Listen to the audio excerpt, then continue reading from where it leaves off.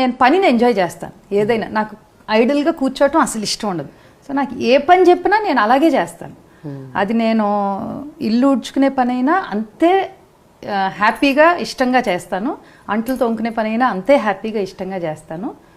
Costume అయినా అంతే హ్యాపీగా ఇష్టంగా చేస్తాను. నాకు ఇల్లే ఎక్కువ ఇష్టం. సో ఇది చేసుకోకపోతే నాకు ఏదో చేసుకొని ఫీలింగ్ ఉంటుంది. సో ఇది నేను ఇష్టంగా చేసుకునే పని ఇది. సో దీన్ని ఎందుకు మానుకుంటాను? ఇది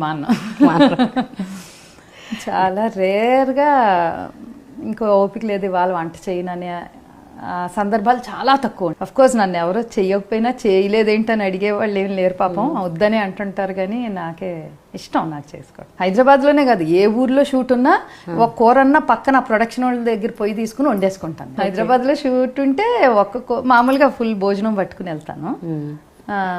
ఏ ఊరు వెళ్ళినా కూడా అందరికీ ఇప్పుడు అలవాటు కూడా మా యూనిట్లో ప్రొడక్షన్లో ఒక పప్పుచారు అయినా ఏదో మేడం పెడతారు అని అలవాటు.